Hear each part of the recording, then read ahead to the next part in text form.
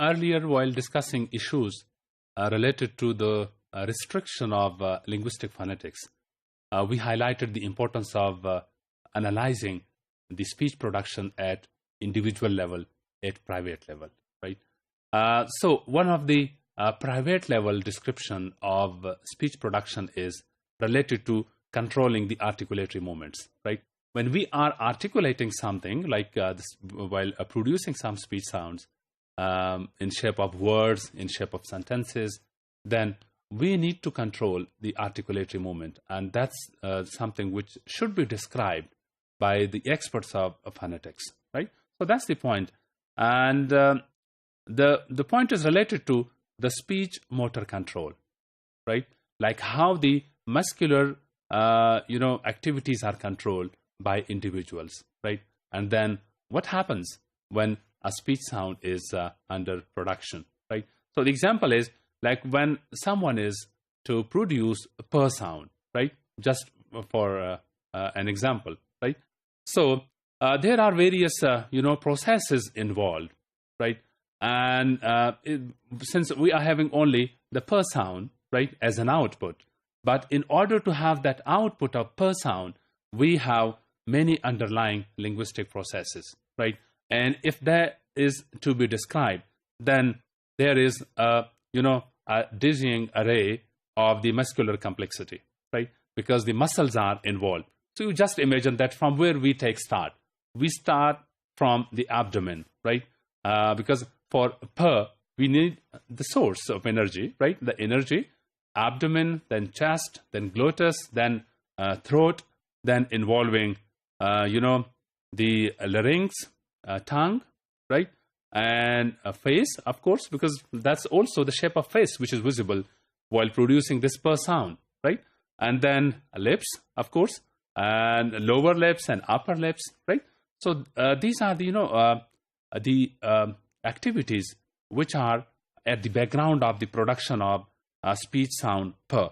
And there is a varying degree of tension between articulators, between muscles, and then specific sequences, right? We cannot do something at larynx without starting with the abdominal activity or, the contraction of, our diaphragm and then activating our windpipe, right? Because a specific sequence is required to be followed, right? So what happens? Because we are to produce this per sound, so we are, producing this sound through a very sequential process, right? And then through various durations, because durations is also important, like to just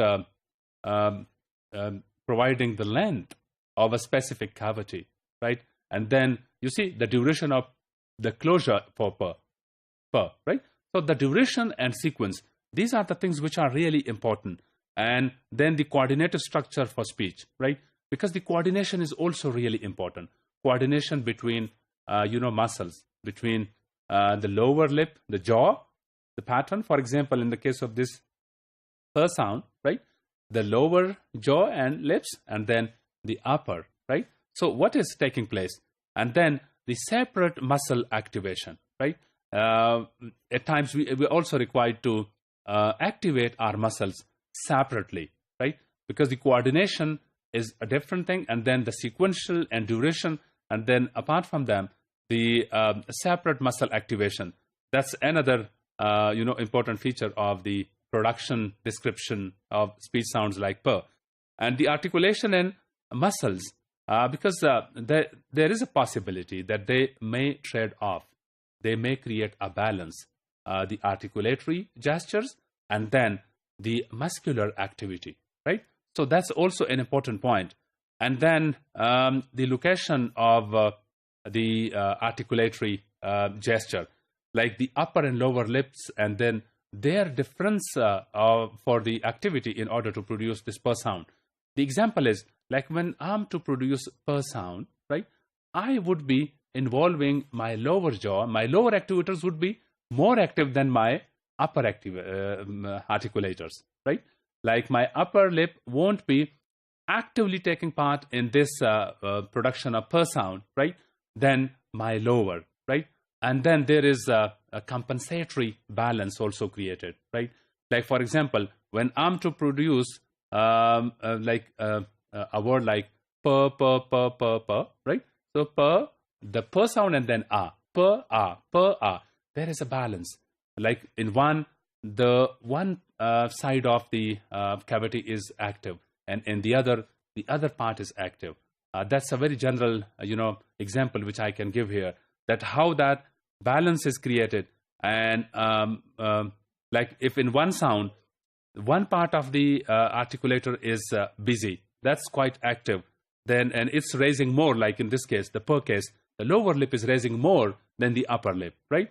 So how it is then balanced, and then how are the patterns of compensation take place, right? And this compensatory activities are not restricted to speech sounds, or we also do this compensatory activities within sentences, at sentence level also, at word level, and then also at sound level. There is, a concept of compensatory lengthening. You might have heard this. Compensatory lengthening. When one sound is reduced, then some other sound is lengthened, right? So that's the lengthening is also important. Then there is also the concept of compensatory shortening, right? So that is, related to the concept of compensation and the patterns of compensation, right?